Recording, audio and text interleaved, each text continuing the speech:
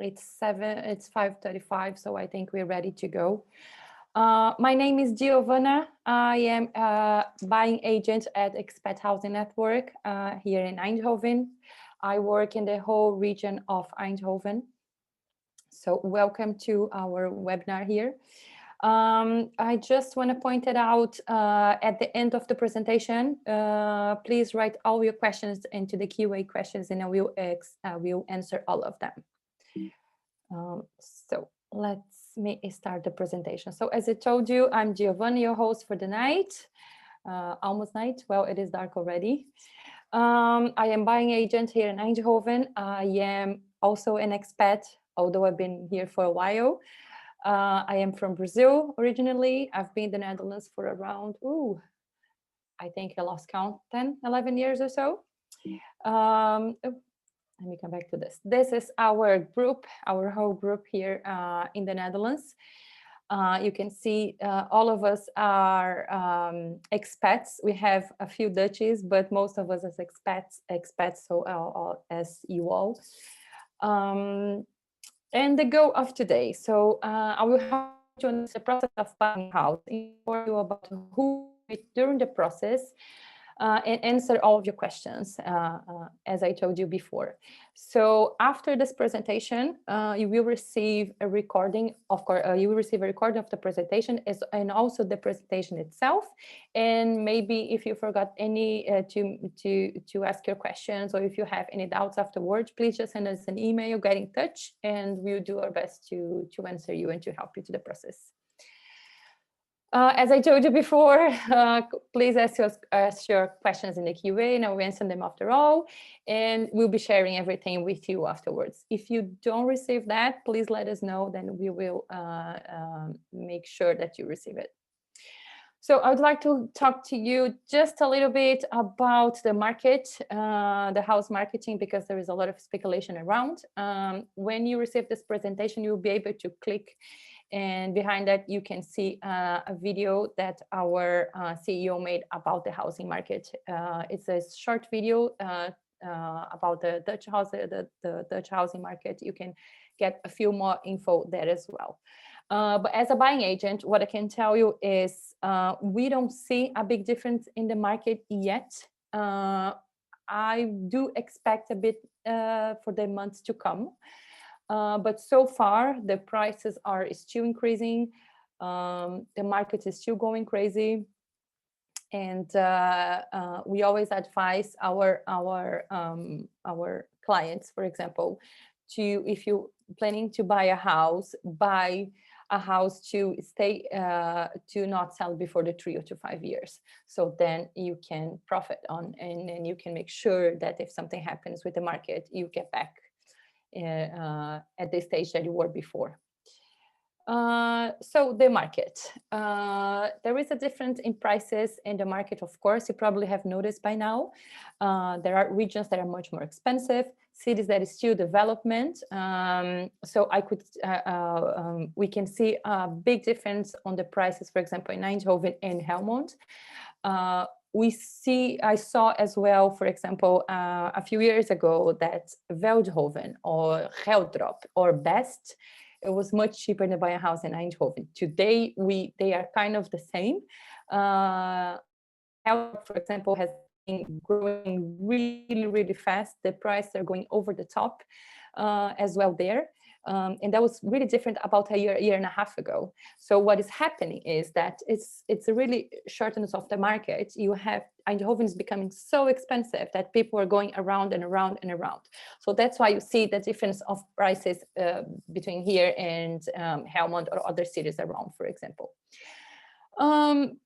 As I said, there is still shortness of the house in the Netherlands, actually a lot. People are still coming, people are still working, and the house market is not growing as fast as it should, in my opinion, could be better. And as I told you before, buying a house is not a short term. Here we said between 1 to 3 years, but I believe if you want the way that the market is going now because of the whole Corona crisis and the whole development this year, we should put that at least for 3 years. So we're going to talk about, I will talk to you about the 7 steps of buying a house in the Netherlands and the whole region of Eindhoven as well, more specific. So topics as mortgage advisor, how you do your search, the viewings, the research properties, the submitting an offer, inspection and appraisals, the purchase contract, the transfer, and the mortgage deed. So mortgage advice. So in this point, I would like to talk to you about the difference between a mortgage advisor and a bank. So you can always go to your bank and talk to them about the mortgage. They will offer, of course, to you. They have a few products. Every bank has 2 or 3 different products related to mortgage, and they will present you those. The difference between a mortgage advisor and a bank is that the mortgage advisor has in the Netherlands around 25 or if you can go up to 40 or something institutions that offer mortgage that we don't have access, only them. So that will be the advantage, that they could find for you a different interest rate or a different way for that specific institution to look at your salary and accept a few more. For example, if you have a bonus or if you have a 13 salary, some banks don't accept a bonus, for example. And then if you go to another one, they will. So that's basically the mortgage advisor and bank. It's like going to buy shoes or something. If you go to a specific store for a specific brand, you get that shoe. If you go to a shop that sells different brands, you're going to get to see them all. And just so you know, the bank also, even your own bank that you have the bank account today, also charges you to make the whole mortgage process. So to get a mortgage, more or less, you need about 5 times your yearly gross salary. If you have apartment that also, the partner that also works, the salary, you can count around 70% of the salary of your partner as well, to be able to make more or less an estimation of how much you could get as a mortgage. The mortgage advisor will also present to you different interest rates and also can negotiate the payoff penalty in the mortgage, all the process that the mortgage is arranged from different institutions. This is Robin. We use him as our mortgage advisor. Mortgage is the one who will share all the info and the conditions of the mortgage. There are different conditions related to your situation, of course. He will prepare all the mortgage. He will submit the application once your offer is accepted in a house. And he will update and confirm everything with the bank, of course, and let the notary know as well. So he will be your guideline through the whole financial process. And then when you have a clear vision of how your mortgage is, you can start to do the search. So what do you do for that? First of all, it's nice to know which neighborhood you'd like to live. And it's very important to know all the criteria for that specific neighborhood as well. And we have a big platform in the Netherlands, Funda. You probably already saw it, funda.nl. 99% of the house will be at Funda. Sometimes it might happen that you can see a house a few days before she's on Funda. The house is on Funda if you go to the Facebook page of the agents, or you subscribe to the newsletter or something like that. But you unless, of course, the seller don't want that the property to be on Funda, and because of the shortness of the market, the agents, we always have some contacts to know if the people to see if the people are interested about buying that specific property. So you start the search, you saw a beautiful house on Funda, you called, you make an appointment, and that appointment, they will give you the time, and then they probably already will tell you about the deadline to put an offer as well. So you go into the view. The first thing you have to really looking for is the condition of the properties. There are a lot of old properties out there. also new ones. And those are the things you need to really pay attention. What kind of renovations they need? Do they need renovations? If it's an apartment, try to find out about the VVA, is the owner associations, if they have enough money in the savings, if they're planning, and if it's an old building, for example, if they are planning any renovation in the building, how much that's going to cost, how much it costs the VVA per month. We see a lot of buildings in Eindhoven, for example, that cost around 380, 390. It doesn't seem to be too expensive, but then when you go through the VVA documents, you see that you have to pay per month around 170 euros or even 200 euros for the association. And of course, when you buy the apartment, you are obligated to pay those costs. So those are the things you have to be aware when you go to the viewing, to see if it's an apartment, for example. Also ask about the neighbors. How do they, what kind of neighbors do you gonna have in the future? Found more about the landlord. Why is he selling the property? Is because there is any problem? Is because he got a divorce, or doesn't matter what? They try to find out, because then you can find out more about the pricing as well. Does he need to pay any kind of loan that he had, that's why he needs to sell it quickly or something like that? And it's also very important to ask the proper documents. In those documents, you will have one specific that that people normally don't ask, is a questionnaire about all the, they make this questionnaire. It's about 3 or 4 pages of questions that they ask the landlord, the owner of the property. And in that questionnaire, he will answer things like, did you ever have a mortgage? How old is the house? When was the last time you did a renovation? When did you change the roof? How old are the roof? Or does the wall has insulation? Those kind of questions are very important, so you can base your price on it. And after that, if you're still interested in the house, if you really want to put an offer, please do your price research. Price research are very important, because then you know more or less for how much the properties around the neighborhood were sold, or with the same square meters, of course, or just more and less, but never. You cannot compare a 50 square meter property with a 100 square meters property, of course. But then you can have, if you are able to find properties around the neighborhood that have more or less the same square meters, the more or less the same features, or you can see what the difference is and why the price is so low or so high. So there will be a good thing for you to do your price research and see more or less for how much the houses around were sold in the past 6 months or a year max, because the market has been growing so much that if you look at the properties for 2 years ago, that's not actually comparable anymore, because they are about, I would say, 25 to 30% more now than they were 2 years ago. So that would really help you to do the price research. So this is Alana. She works at the Expat Housing Network. She's a buying consultant. Is my colleague. She is an amazing person. And what our process do, for example, she is the person, or any agent you hire. That's what they're supposed to do. Help you through the whole process. Go through the documents with you, schedule our viewings, go to the viewings with you as well, ask the right questions in the viewings, and make the price research for you, which is very, very important, as I said it before, and negotiate the price, make a client profile, try to negotiate the best deal for you as possible.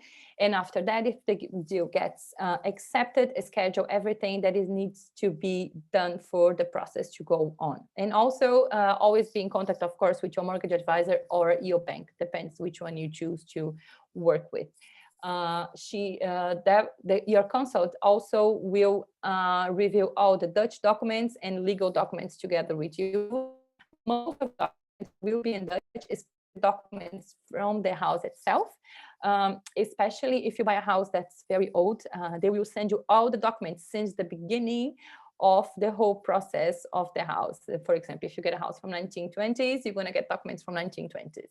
And of course, all those documents will be in Dutch. So you went to the house, you like it, you saw all the documents, your agent said that everything is fine, they made the price research, and it's time you talked about the price, you have discussed everything. It's time to talk about the offer. So what it's the most of the times you if you're going to a view, let's say you're going on Monday, um, I would say 90% of the real estate agents, they will give you a deadline that you have to submit the offer into that specific time and date. I will always advise people, if you want to do that on your own, try to send the offer as close as possible to the deadline time, because then and if it's possible, try to call the agent, find out a bit more about the price itself, or about the house, or if they have too many offers. Try to find out if they had too many viewers as well, because that makes a difference in the price. That could, if something can be negotiable or not. Try to find out, something important that I forgot to tell you about when you are in the viewings. Try to find out when is the best time, the best moving date. It might be that you come to a house now in November and you like it, you put an offer, it gets accepted, but the moving date, the transfer date, it will only happen well, actually, I do have a client who just closed a deal a few days ago, and we signed the contract tomorrow, but the moving date is only April, because the owner, the seller, bought a new house, but it will only be ready in April, actually end of March, but he needs a few weeks to move and paint walls and those kind of things. So when you go to the house, that's when they're going to tell you about the moving date. So you need to see if that's going to suit you, of course. And if it's not, try to talk about it and see what the best option is. But be aware that you might lose the offer because you didn't accept the moving date of the transfer date of the seller. So that's something you really need to think about it. It's really common in the that you buy a house today and move in the next, I would say 3 to 4 months, at least 2 months, 2.5 months. And after that, yeah, it really depends in what the seller wants.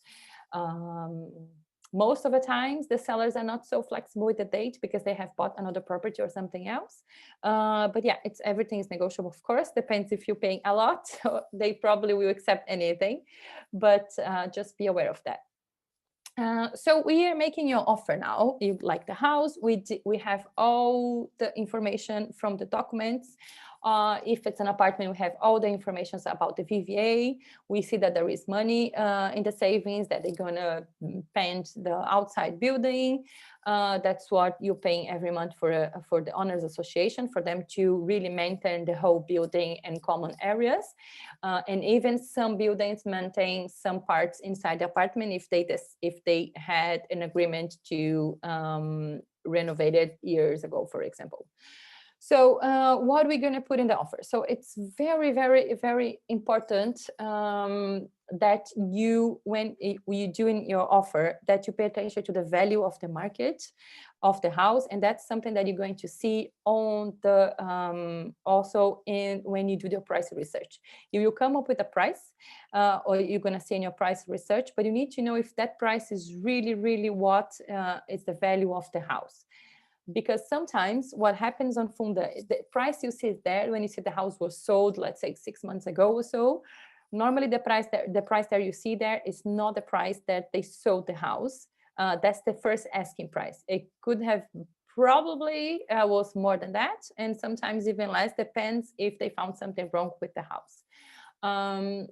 So in your price research, it's very important that you know the real value of the house, so you can go up or down, or maybe you can see if then you can see if the house is too expensive, or if it's too a place of negotiation, or if you can go up. Let's say the house is 300, and then with your price research you saw that the houses around were sold for let's say 315 or so. That means and if you get to know the real value of the house, you know that you can go, if you need 100% financial, if you need 100% mortgage, you could go up to 315, 318 maybe for the house, and be able to get a mortgage.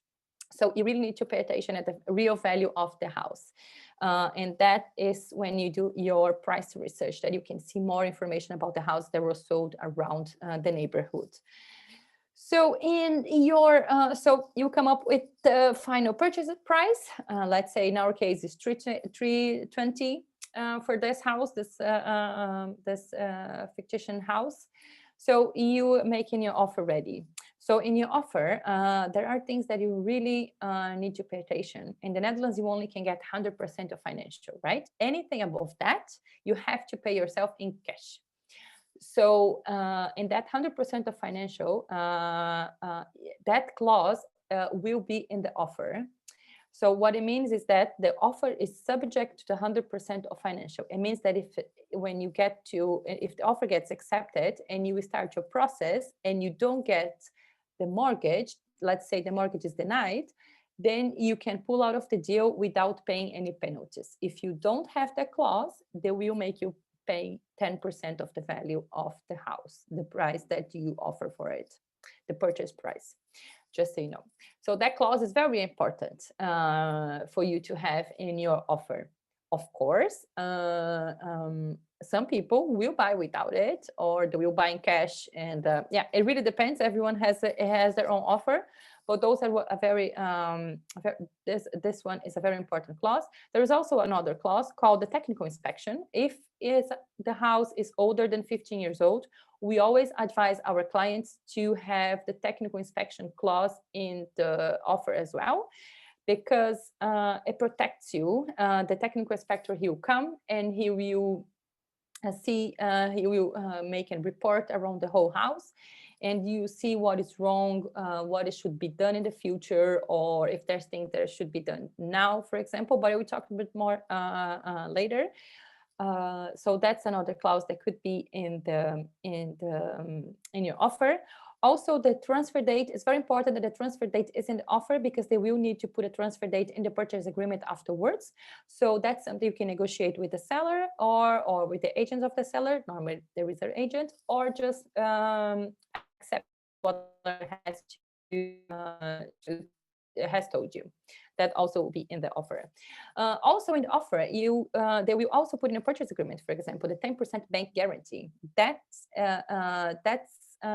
is the value that they will receive from you. The bank will do that for you more likely, that they can charge you in case of anything happens if you pull out of the deal for no reason, for example. We can talk a bit more later. But you also have to pay attention, because more clause in your offer, the less appealing the offer will look like. So try to avoid to put some crazy clause. I only buy this house if I don't know, just something really that makes your step to go further less and less likely to happen. But the financial clause, technical inspection, transfer date, those clauses are very important to have. So timelines and deadlines. So when we talk about timelines and deadlines, is the time that you have until you put your offer to sign your purchase agreement, and after you sign your purchase agreement, the time to do your financial, and then the transfer come. So there are deadlines. You have the deadline to put an offer anyway. You have also a deadline to provide the mortgage, and most likely you have maximum 6 weeks after the purchase agreement is signed by both parties.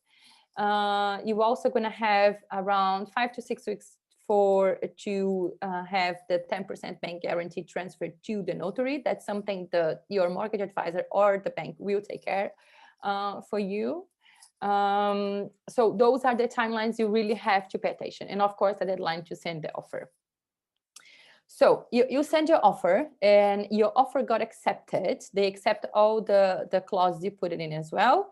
So your clause for the technical inspection is there. So what it means that, just so you know, when you send your offer and it gets accepted, the selling agent will start to pressure you to sign the purchase agreement as soon as possible, because of course they don't want to, because before you sign the purchase agreement, you could just wake up and want the house. So they will pressure you to sign as soon as possible. So I would advise you to, the offer gets accepted on Friday, try to schedule your technical inspection for the next week, the few days, Monday, Tuesday, as soon as possible. So what the technical inspector does, he'll go to the house, he will walk around, I would say for 45 to an hour, walk around the house, take pictures of everything. He will open every door, every tap. He will look at the roof. He will go up in the roof. I'm always with the technical inspection, so he comes with his ladder and go up, and I'm like, oh, be careful. So he will come and look at the roof, look at every single floor at the house, look at the radiators. Of course, he's not going to turn in and on all of them because it takes time for them to work as well. But he will look in detail, the CV, for example, the boiler, those kind of things. He will try to find out if there's anything wrong with the house, and that will be in the report. And also what you can see in the report is quite, it's very nice because you can see what it has to be done in the house from 0 to 1 year, 2 to 5, and 5 to 10 years. So then you can see what it needs to be done in the house, how much it costs. We did have houses that we had big surprises before. For example, going to the house, offer got accepted, everything was fine. The technical inspector went there, I think it was about 3 days after we got the offer accepted, and the roof, oh my God, the roof was, there was no insulation whatsoever. And the documents, they did say there was insulation whatsoever. And it was becoming, the wood was, it was not fixed properly. It was really bad. I think the costs were about 14 to 15 euros to fix that. So we, of course, try to negotiate as much as you can with the technical. Once you receive the technical inspection, you can try to negotiate the costs with the seller part.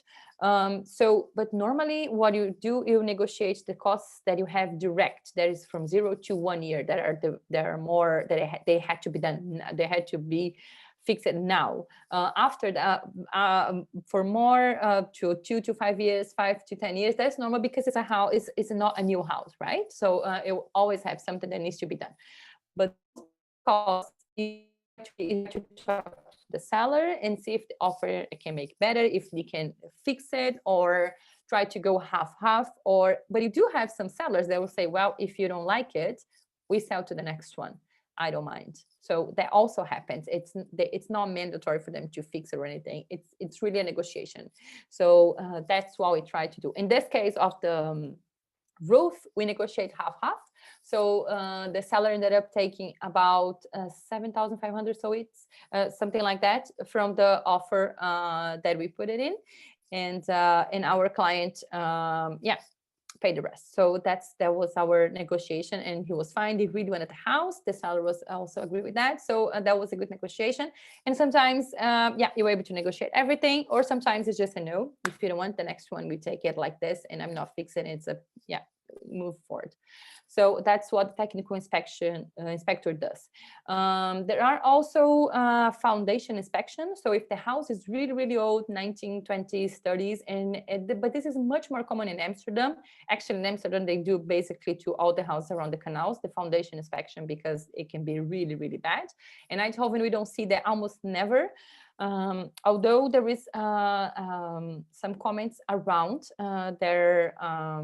there are saying that the banks will start to asking for a foundation inspection if the houses are quite old everywhere, just to make sure that everything is fine.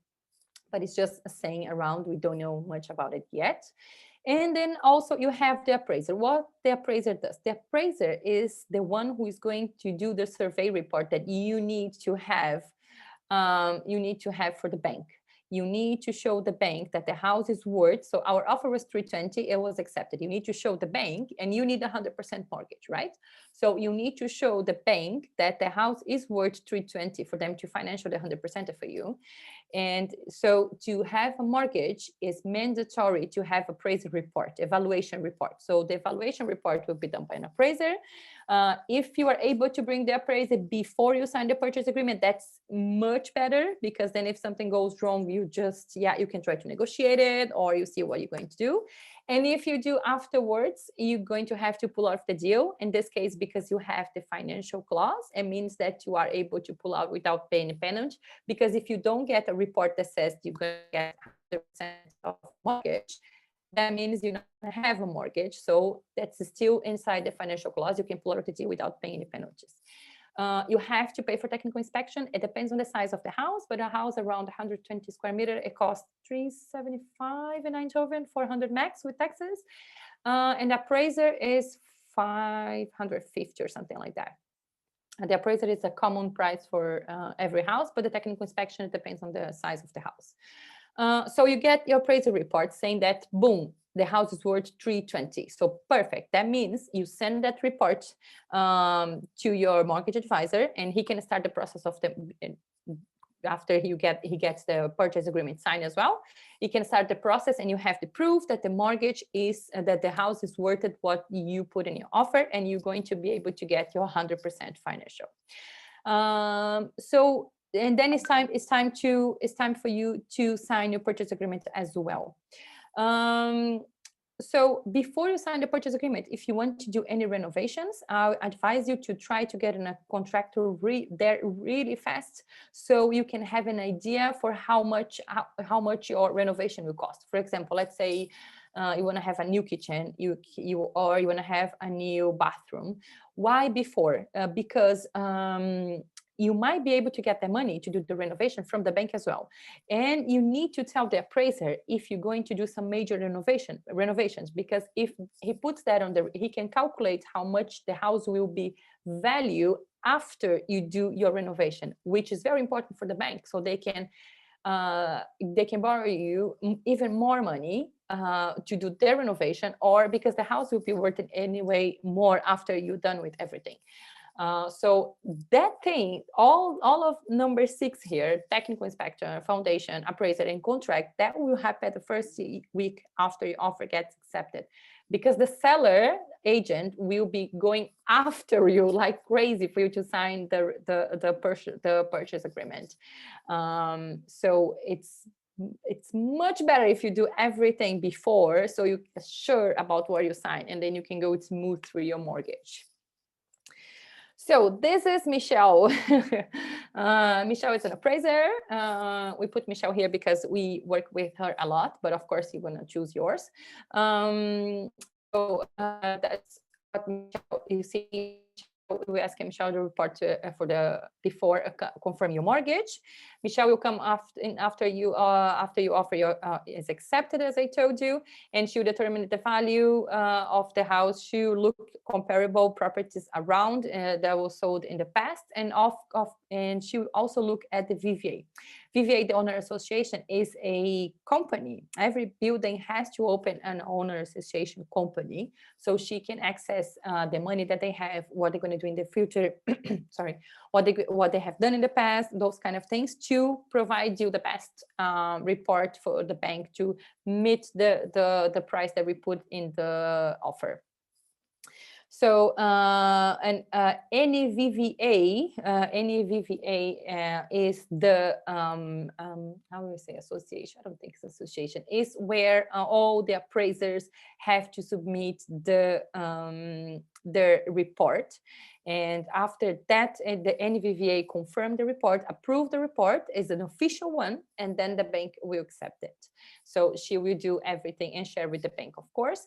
As it says here, it might take 3 to 7 days to be ready, not for her to be in the house. This is after when the appraiser goes to the house and see everything. For the appraiser, something that I would like to say, for the appraiser, I always tell my clients, you don't have to be there. In my case, I'm always there. But you don't really have to be there, because she's only going to look around the house and take pictures to make the report. But for the technical inspection, it's very important that you are there, because he can show you everything right away. Look at this tile. This tile needs to be fixed, or look at this little leakage, those kind of things. So he can tell you how much it costs to fix it, or if you should fix it, those kind of things. All the electrical parts as well. Yeah, this is the technical inspector. That's Millie. That's the one who does all your inspection in the house, in the properties, and she will share the report with you in about 2 days. I would say here in Eindhoven, we are sharing about the same day. They're very fast. So you can see everything. It's a lot of pages explain the report. Try to get one in English, of course, but most of them will be in Dutch, but try to get one in English, or at least have a call with the technical inspector to understand everything about it. So it's time to sign the agreement. So what is the purchase agreement? Is the agreement between you and the seller. Is the deal that's it will be sealed for you. And there is something very peculiar about the purchase agreement. The seller can never break the purchase agreement or the transfer deed, or no, the seller, after he signs the house, he cannot break it. You in the purchase agreement, they also will put all the information about the house. They will some of them will say that you were at the house with a technical inspection, you got a report, everything is done, and that all let's say the report came with about 2,000 or 3,000 euros of things that need to be fixed. We don't consider it 2,000 to 3,000 euros if it's not a boiler or a CV, for example, but little things together in a house that is 50 years old, that's quite common. A big thing, so we don't consider that a big thing. I would say more and less for the around 5,000 and above, that's negotiable. Below that, it would be a bit difficult because it is a house that already has 40, 30, 50 years, so you're always going to see little things. But then the purchase agreement, sometimes they do mention that you already did a technical inspection, everything was done. They mention your names, they mention, of course, your passports and IDs and email address, all your information. And also they mention the financial clause that you put in the offer. They will tell you that from that day on, you have 6 weeks to provide the mortgage. Normally, the mortgage takes up to 4 weeks, but in the purchase agreement, they put up to 6 weeks, which is quite nice because then you have, if something happens, they need different documents because, I don't know, something that the bank asks you that is different, then you have time enough. And also we'll tell you about the bank guarantee. How that you have also a period of time to provide that. We will explain the contract. You see that they will talk about all the laws that both of you have to respect. They will tell you about things in the house specific. Why is the house being used for? It's for living. It's from a company. If there anybody renting the house. Oh, this is very important. If there anybody renting the house, be aware. Tenant law in the Netherlands is very, very good for the tenant, not for the owner.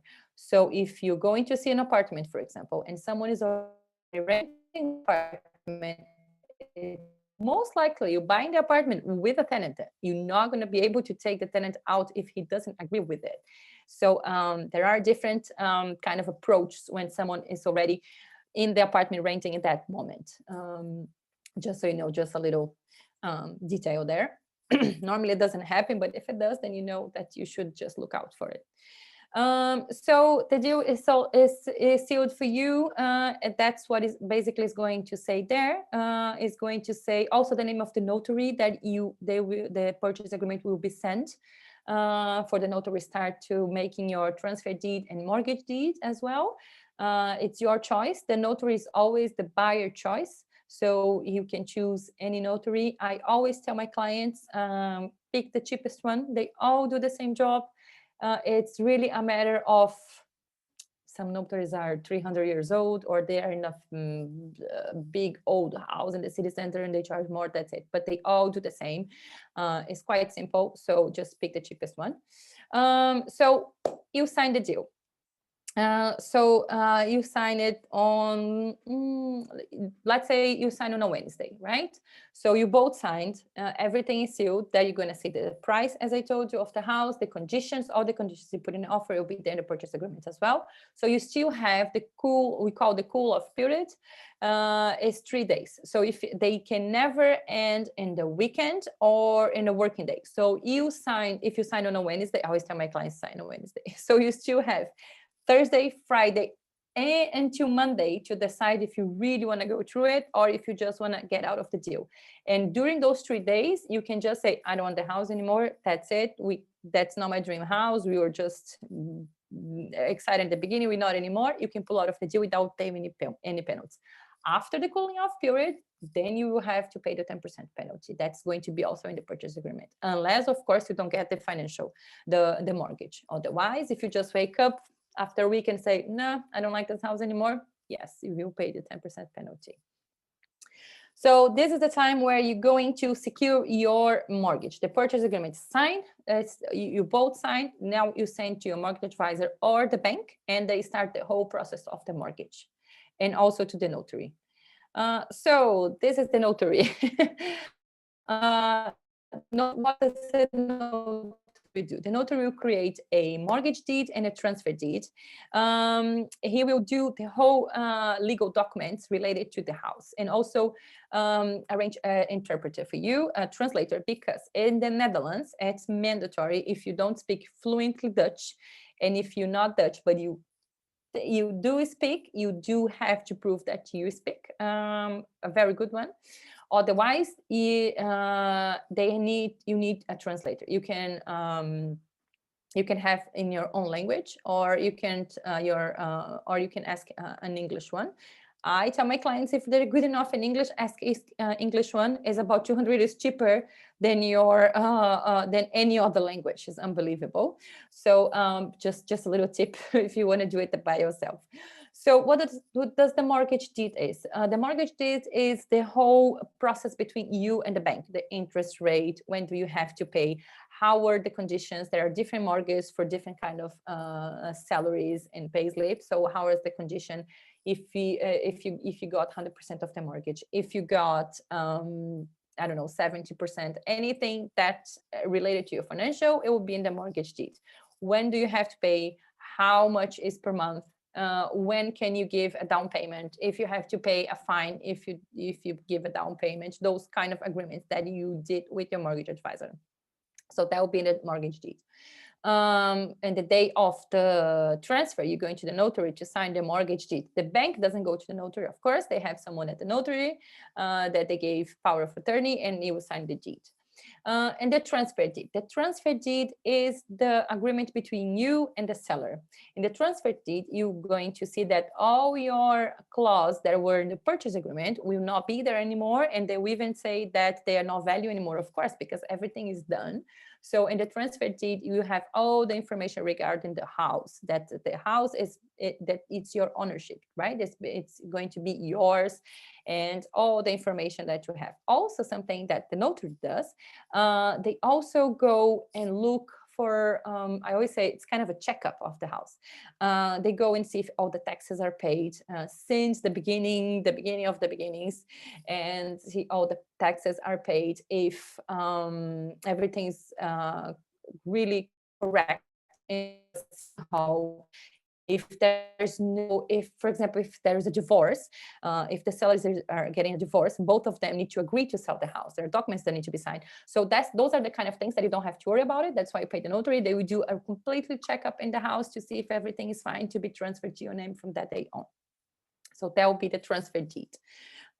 With Corona now, the seller don't go to the notary together anymore. I hope they will change in a few months and things get back to normal. But for now, you're not allowed the notary with the seller. You have to go by yourself and the translator. The seller go a few days before and sign everything, or they give power of attorney to the notary will sign. The same thing with the bank. Transfers and handover. So let's say, okay, so we are in this stage that you already signed the purchase agreement. You are in the middle of doing your mortgage, and it has been sent to the notary for the notary to do the transfer deed and mortgage deed. Your mortgage advisor or the bank are busy with doing your mortgage.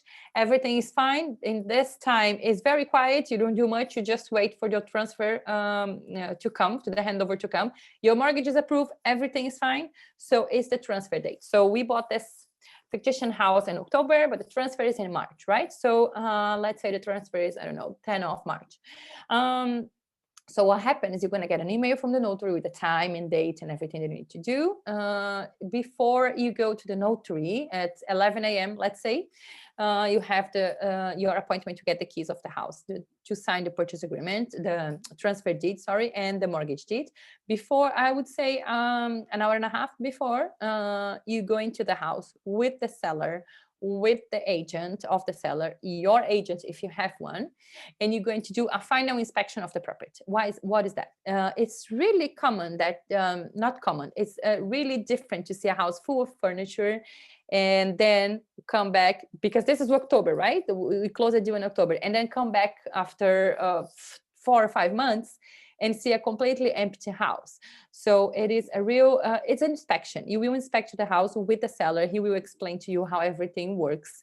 You can ask all your questions. He will say what is working, what is not. What if, let's say, when you got accepted, he said, and you saw in the documents that one of the radiators in the house were not working, but they said when you signed the purchase agreement that they would fix it. So those are the things you're going to look at the handover. You're going to see if everything is working in the house how it's supposed to be, and if everything is there, like little things, literally.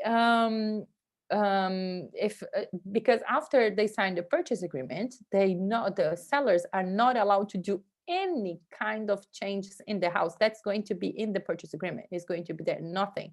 So yeah, that's why you're going to make sure that you're going to look at around and see if everything is fine, if they took everything. Or sometimes you're going to see in the documents as well that they want to salvage furniture, and if you bought the furniture, that the furniture is there and the place they're supposed to be and the stage that's supposed to be. So that's what's the final inspection for. And of course, from that day on, you're going to also take the meter readings. Normally it's the seller agent that do that. It makes a report of a final inspection report that will be sent to the notary as well before you sign.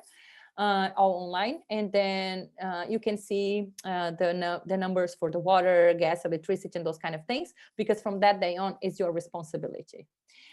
And then you go to the notary, and then you sign the transfer deed and the mortgage deed, and everything is done. You have your keys. It's time to move in. After you move in, you have around 2 months of, I would say, landlord liability. We call landlord liabilities. It's more or less that you're going to live in the house and see if everything is working, right? I can give you an example, a simple one. We had a client. And what happened was that they were plugging in some, I think it was a computer or something, and it was not working. There was no power coming from that. So he got a company to come and fix it, and the company said that was in the first Monday moving, and the company said they need to change the whole electric of that wall, all the wires and everything, because something was really, really wrong. So I think the cost was around 1,800, 2,000 euros or so. So that's a big cost. Huh? So then they contact the owner, of course, the previous owner, the seller, and the seller paid for the costs. I have to tell you, it is a gray zone. Some sellers and some buyers. So it's if it's a really big thing, of course, everything you have to talk through, and they should pay for it. But as I told you, it's a bit of a gray zone. You can also have problems of that. Most of the time, nothing happens unless it's just a really big surprise. We had a very big one when we did a final inspection. So there was this huge wardrobe in the wall when we were there to buy the house, and we bought it and everything was done. So when they moved out, they took the wardrobe. There was this huge hole behind the wall when we were there, in the wall behind the wardrobe, when we were there doing the last inspection. So I went through all the documents, because that's why you have the documents. If there was mentioned in the documents that there was a big hole in the wall, or in this case, the power outlet was not working, then you knew, you accepted that. They showed you, they let you know. But in this case, there was no mention in any documents that there was a huge hole in the wall or the power outlet was broken. So that's when the landlord liabilities come in. So this is a buying timeline for you, more or less, to have an idea how the process goes. So I would even put before the start, talk to your appraiser, make sure you can, you know your budget. Unfortunately, in the Netherlands, there's no pre-approved mortgage. So what the mortgage advisor or the bank could tell you is, let's say, they look at your pay slips and more or less your contract, and they will say you are allowed to have 300,000 or 500,000 or €1,000,000 mortgage. So then you know you shoot for that budget. If you want 100% mortgage, of course. If you need less, you can pay yourself. So you start the search. You go to Funda, or you subscribe to newsletter from some agents if you like to. Although afterwards you'll be on Funda, you go in the same process as everybody else. You go to the viewings, you see the house, you like the house, there's a deadline, you submit an offer with all the clauses that you'd like to have. Remember, the more is the less chance that you have, the people we have less than you, they will have more chance. It's not only about price, it's also about the conditions that you put in a mortgage. You get the mortgage accepted, and it takes a few days, they will tell you the mortgage got accepted. The first thing you have to do, because in the maximum of 2 weeks, they will have this purchase agreement signed. They will want to have signed. So if the house is older than 15 years old, you try to find a technical inspection as soon as possible, make an appointment, be at the house, get the report and see if everything's okay, and make sure the appraiser is also there. As I told you, I like to have the appraiser coming to the house before we sign the purchase agreement. I do as quickly as I can to make sure my clients get, if they need 100% mortgage, to make sure they will be able to get that price in the report, so they will get the 100% mortgage. So are they both out there? If you need construction, if you need renovation, you bring the construction as well before you sign the purchase agreement. So everything is fine. Everything in the technical inspection report is fine as well. Signing the purchase agreement. You both seller and buyer. The seller will sign first. They will send it to you afterwards. Here in Eindhoven, not Eindhoven only, but North Brabant, you don't have to go to the notary to sign the purchase agreement. In some other provinces, you do. Amsterdam, for example, is mandatory to sign the purchase agreement in the notary with a translator as well. But here in Eindhoven, they will send you via email. Make sure you understand everything. What they will put in that email will be literally only highlights in English for you to see, but make sure you understand everything correct. And sign that you have to sign by law, the Dutch one. So the seller will sign first, they will send it to you, you sign it, and then it's sent to the mortgage, to your mortgage advisor or bank, and also to the notary. So the notary can start the process, and then your mortgage advisor or the bank can start the process as well. The cool-off period, you have the 3 days. Remember to sign on a Wednesday. It can never be on the weekend or working days, the end of the cool-off period. So we put around average of 4 weeks, because that's normally what it takes. Some processes are even around 3 weeks. I have to tell you, with Corona, the banks are taking a bit more time, but it's because people are working from home or getting sick or something, but we didn't have any problems. It was way before than the 6 weeks, but it was a bit more than the 4 that we are used to, but everything is going fine. So your mortgage application is approved. So after your mortgage application is approved, that's why you also need a notary. The bank will send everything to the notary automatically. You don't have to do anything. Your mortgage advisor will send everything there. And then what is the stage of completion? The stage of completion, the final note that will send it to you. Remember, I told you can only have 100% of mortgage, right? So what it means is, so if your house is 320, you're gonna have 320, but you still need to pay the notary, the mortgage advisor or the bank, the translator, the technical inspection, the appraiser. If you have an agent, you still need to pay for an agent. So those things you need to have in cash. That will be around, I would say, 4%, 5% max of the price of the house. There are a few new laws, you probably heard of it. If you are first buyers up to 35 years, you get 2% transfer taxes. You don't have to pay from January on, which is a good saving from next year on. So that's a good thing. But keep in mind, you do have to pay around 4% if you do have to pay the transfer taxes, 4% of the purchase price. Okay. So after that, that money as well, I will explain a bit more in front, that money as well for the what you have to pay. It has to be in the bank account of the notary maximum 24 hours before the transfer. Otherwise, they won't do the transfer, just so you know. They will send you everything via email. So day of the handover keys, the transfer date. So go into the inspection, see if everything is fine, get the meter readings, get the report. The report will be sent to the notary, to you and the seller. Everybody will sign and see if everything's okay. You get the keys, go to the notary and sign your purchase agreement and you sign your transfer deed and your mortgage deed. And then comes the 2 months liability that we hope nothing is going to happen. Normally nothing happens. So just so you know. So this is just a big timeline for you to see. As I told at the beginning, is at least 2 months. So I have clients before they came, I need to find a house, I need to buy the house, and I need to move in 3 weeks. I'm like, ain't happen. It ain't happen in any way. So just, you know, because the process of the mortgage takes a bit of, it takes the time, right? And then if you have to pay in cash, even though if you have to pay the whole house in cash, it's not even guaranteed that the seller will be able to leave the house in 3 weeks, for example. Purchase costs. That's what I was telling. That's the invoice you're going to get from the notary. There you go. So those are purchase costs.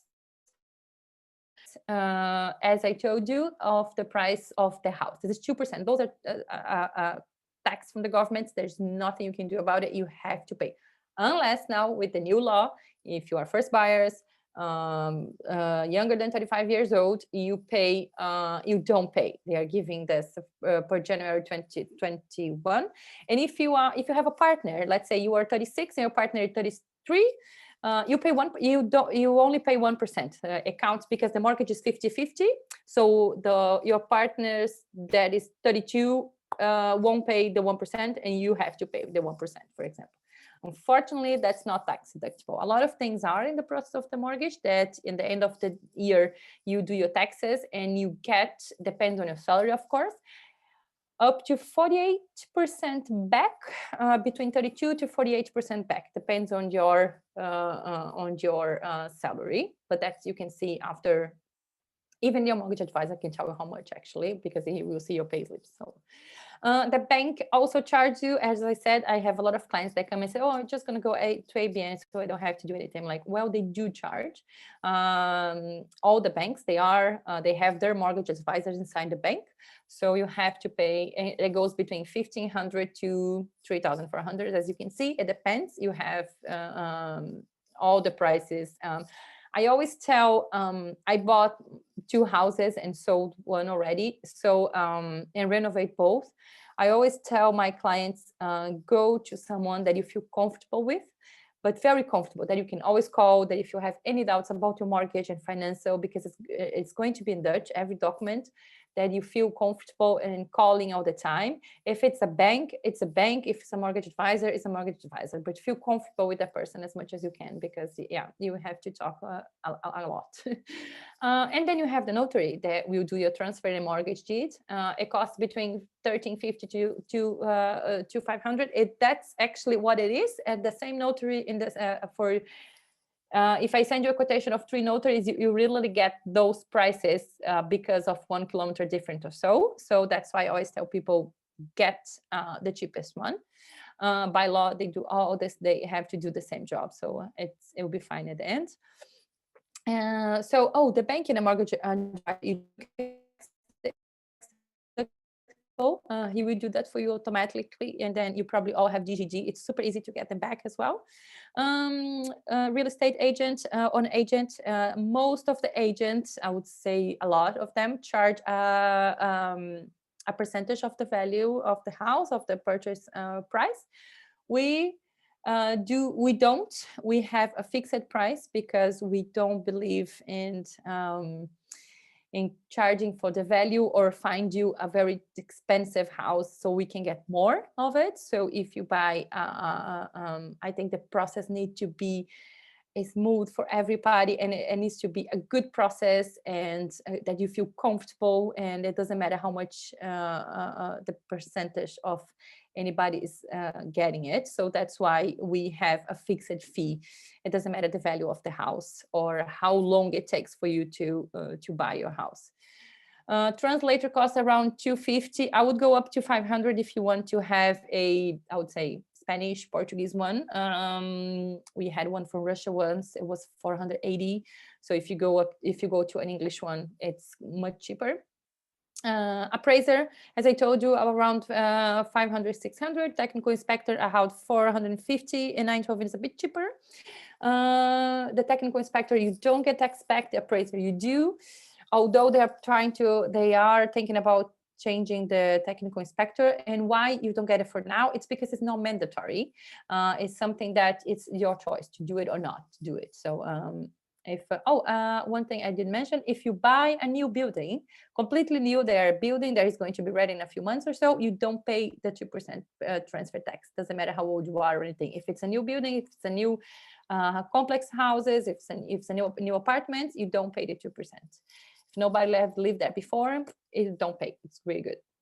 And then you have to pay for the bank guarantee, as I told you, is 0.1% of the purchase price. That's what you pay for the bank to use that money from the bank. So those are, and that's it, people. I thought I had one more slide, but I don't. So as the presentation is, what I have to say about the buying a house is over. Please feel free to schedule with us. This is my email address, my personal one. As I told you at the beginning, you're going to get this presentation and the video as well. If you need any extra information, please just ask. I will be happy to share with you and talk about more specific cases, of course, because everyone has a different case. So just let me know, send me an email, and we can schedule the better time for you to do so. And this is where you can learn more about our company on Instagram and Facebook and our website, of course. Feel free to take a look. We have a lot of short videos explain the process and specifics about the costs and everything. So feel free to access them and share, of course. QA. So let me know your questions, please. I would love to answer them all. Let me see. Here, I will read them and it's not opening. What is that? Let me try to.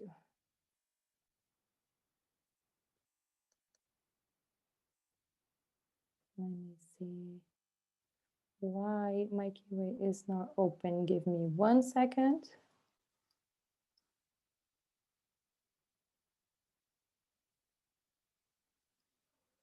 I'm sharing my screen and it's not.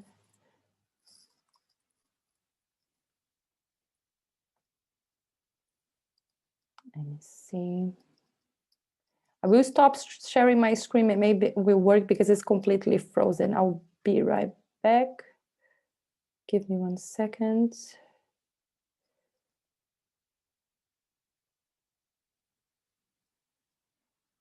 No, it's just frozen. Let me see if I can.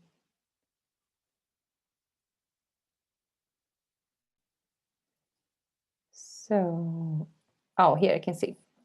Anonymous attended. I recently tried to put a bid for a house and they asked me to check 3 options. What do you think I should do?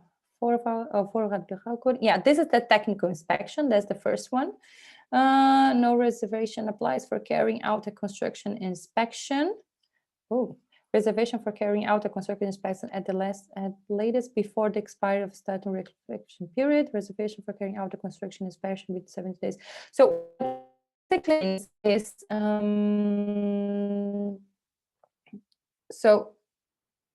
and they ask you to check the 3 options. Okay, so basically means is that you can choose which one of them you should put in your offer, because of course, since I told you they will make you sign the contract as soon as possible, so you can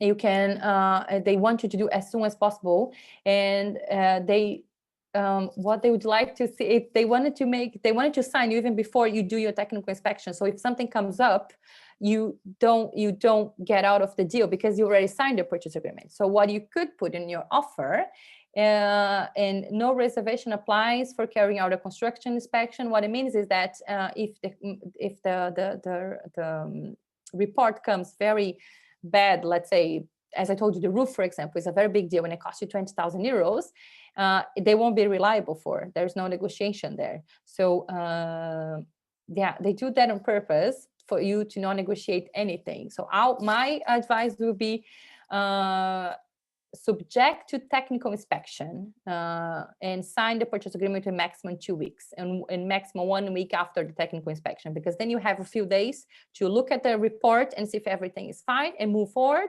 Or if something comes really bad, you didn't sign yet, and then you are okay to get out of the deal. Something that will protect you. Yeah. Unfortunately, I guess you don't have an agent, so they are trying to tell you what to do with the construction inspection of the house. You see, immediately necessary improvements might not cost more. So this is the third one that you wrote here is about the 5,000 euros I told you. If it's less than 5,000 euros, it's common that there's no negotiation because it's acceptable for a house that exists for at least 20, 30 years. But if it's more, what you could put there is the reservation for carrying out the construction inspection within 17 days after agreement. I would say within 2 weeks after the agreement. But please don't sign the contract before you see the technical inspection, just so you know. And then you can put may not cost more than 5,000 euros or so. That's up to you which amount you'd like to, let's say, don't if something comes up, but normally with the 5,000 euros. Karen G, I hope I'm telling your names correctly. I'm sorry if I don't. Financial terms. If the bank agrees to a loan for a mortgage, what option do I need to select out of the following? No reservation applies for the obtained financial, reservation for obtained financial purchase price, reservation for obtained financial in the amount. So the second one, if you need if you select the first one, it means that you have no financial whatsoever. So if you don't get financial, you're not going to be able to pull out of the deal. You're going to have to pay the penalty. So the second one, reservation for obtaining a financial purchase price, it means that you have 100% financial for the purchase price. So if the price is 350, it means you need to have 100% mortgage of the 350. And if you don't, then you can pull out of the deal without paying any penalty. And the third one is if you only need, let's say, 70%, so you can put the amount over there. Let's say you only need 50%. So you can put reservation of obtained financial in the amount of 150,000 euros. I hope I answered you that. Again, if you have more questions, please let me know by email. I will be happy to answer them if you forgot something or if I forgot something. Hi, Anonymous attended. Hi, I do not understand this. You said that if you make an offer, you cannot regret afterwards, or you have to pay 10% of offers. But later you said there is a cool down period of 3 days in which you can break the contract. Yes. Then I did not make myself clear. I'm sorry about that. So what it means, if you can make an offer, if the offer gets accepted after you sign the purchase agreement, like again, if you sign on a Wednesday, that means you have Thursday, Friday, and Monday to get out of the deal without paying any penalties. And you don't have even to say the reason. You just say, I don't want you anymore, that's fine. But that's only the 3 days cool-off periods. After that, the only way you can get out of the deal if you don't get the financial clause. So that's exactly what I mean. If you sign the purchase agreement, you still have 3 days as a cool-off period to think about it and say no. But after that, it's only if you don't get financial. Otherwise, you're going to pay a penalty of 10%. Anonymous attended again. Question: transfer taxes is free if you are already 35 years old. So it is up to and including 35 years old. So that's something they are still talking about it. There's no clarification yet. Apparently it is. And I do have a client who is already 35 and will become 36 in February. So we are in a hurry to find him a house before anything, because since they don't have, it is still a bit of a gray zone because it just came up. you might be able, yes, to buy up to 35 years old. That's what everybody understood. But then the same questions, the question you have, we saw from all over the country, and they haven't said anything about it yet. There's no clarification. And when I say no clarification, is from the websites of the government, not from all the websites speculative stuff. But if you send me an email, I can try to find out if they said something else this week, because I didn't check. So maybe I have good news. Hi, thanks for the presentation. Very helpful. Thank you. My question is permanent contract mandatory to protect the property in the annual for expats? I'm currently under a permanent contract, but I'm thinking about joining another company. And will this impact my purchase mortgage option? Thanks. So no, I bought my first house with a permanent contract, and then the opposite, the temporary contract. I bought my first house with a temporary contract. What you have to do is, if you have a BSN number, you can buy a house. So what you have to do is go to your HR department and ask them for a letter of intention of hiring you afterwards when your contract ends, when your temporary contract ends. That's normal. It's just a common letter. It doesn't make them legally bind that they have to hire afterwards, and it's just used for the purpose of getting a mortgage. Actually, that's quite normal. So you could just ask for that letter, and you probably will be fine. Let me just get a little bit of water, because as you can see, I talk a lot. Anonymous attendant, I see the house prices. Oh, I'm sorry, I didn't say your name. Lukia Chen. I hope I said it right. Anonymous attendant, I see the house prices are increasing higher than the rent. Yes. Is it still advisable to buy a house in this market? I think the markets are higher than the rent these days, which was not true a few years ago. Well, as I told you at the beginning, if you're planning to stay, because the rent is also quite high, if you're planning to stay here for the next 3 to 5 years, I would say yes, it's a good time to buy a house, because we don't believe that the market is going down like 2019, 2009, 2010. We do believe that the market will have kind of like, it will stop to grow that crazy like last year, for example. But if you're planning to stay here for the next 3 to 5 years, I would say, yeah, it's still a good time to buy a house. And if you buy a house under for next year, 325, you still get NHG. NHG has very low interest rates, around 1.4, 1.3. So yes, I think it's better than pay rent. Yes, I do. Yep. I hope I answered that. Bell Greenwald, something like that. I'm sorry. Can you get a mortgage without a BSN number? Unfortunately, no, you can't. We are awaiting a number and should be in 2 weeks. Oh no, that's fine. Then you can, unless you find a house tomorrow and sign the purchase agreement the next week, then it's not possible because you don't have a BSN number to sign the purchase agreement. But after that, you have one. Yeah, that's fine. You can just you can start looking and sign the purchase agreement in the next 3 weeks then, and then you have a BSN number. But without, you can start looking, doing views. You don't have to prove anything. But for sign the purchase agreement and get your mortgage, you do need a BSN number. Bob Grewell again, I spoke to a mortgage advisor who said that they don't consider any mortgage in home country. And I have a house in UK with mortgage, but they said they don't consider this. Yeah, that's true. Most of countries, they don't.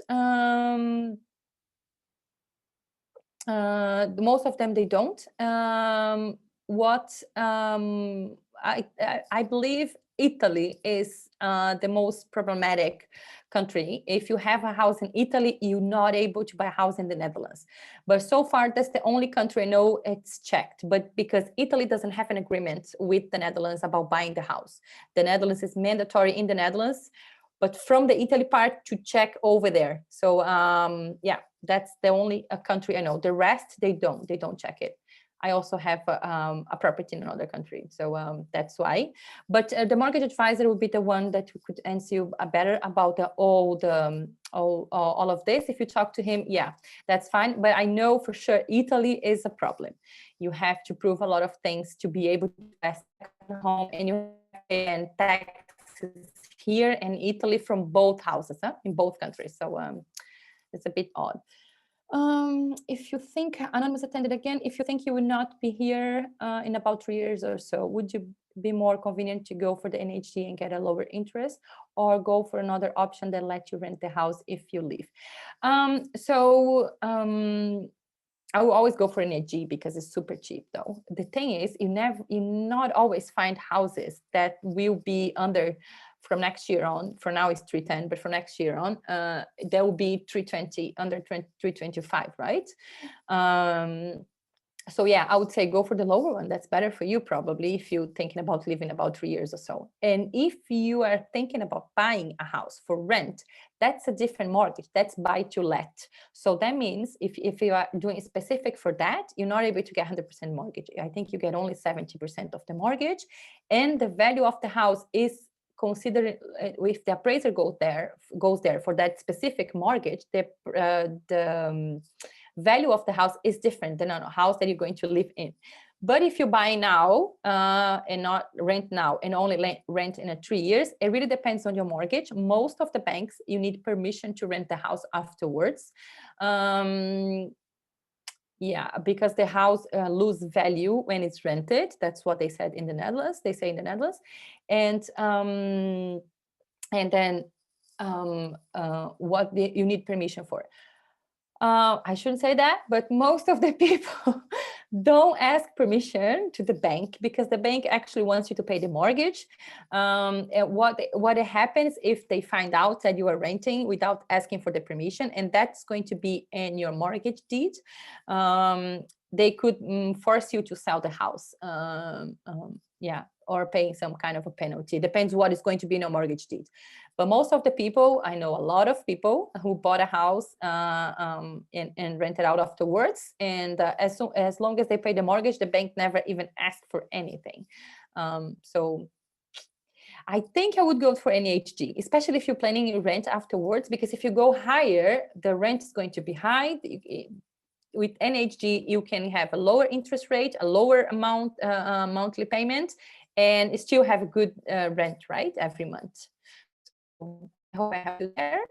Daniel Costa. Oh, that's a common name for me to say, Daniel Costa. This rule should be voted today. Do you know if it has passed the parliament?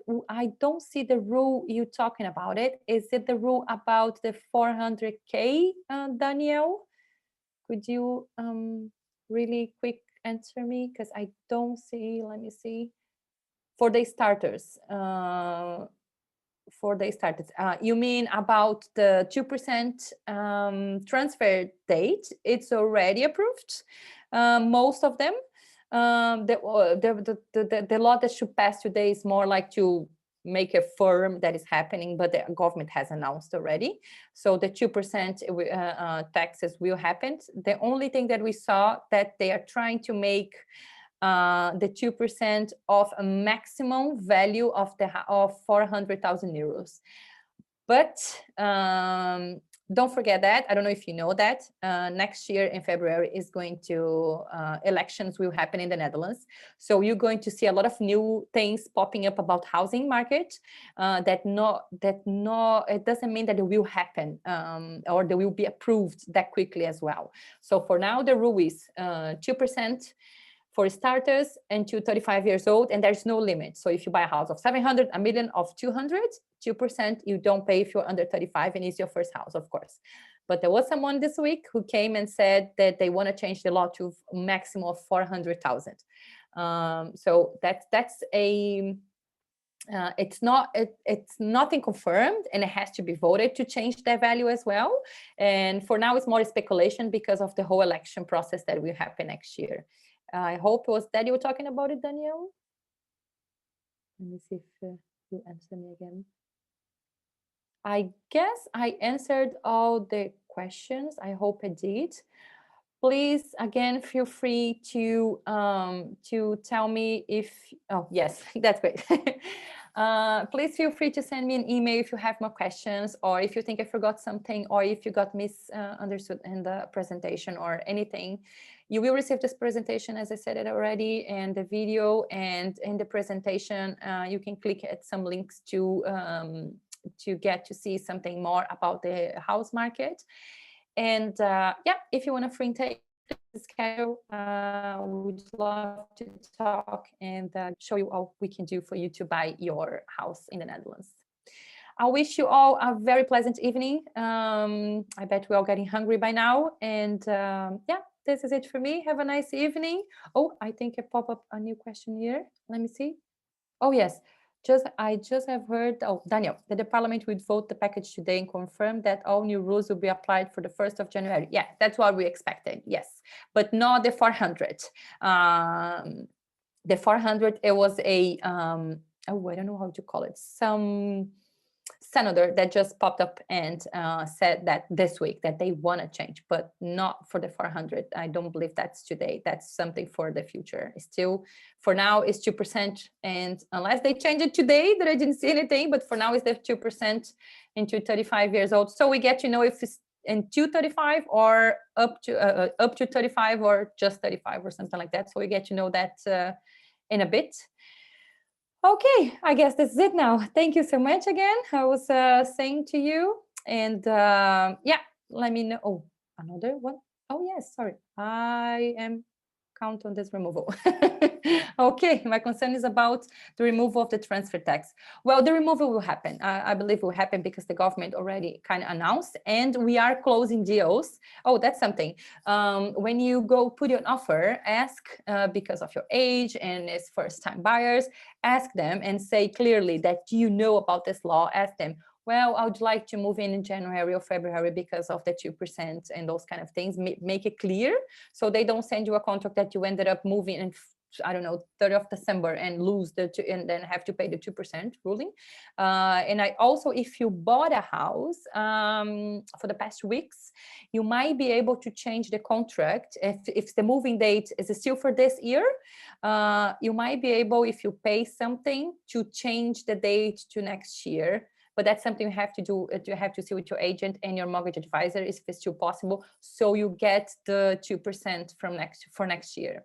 So you might be able to change the date if you already have a house or something like that, or is in the process. Just a tip right there. I guess now this is it. Guys, enjoy your evening. Thank you for everything, and I hope that I get to see you afterwards. Thank you so much.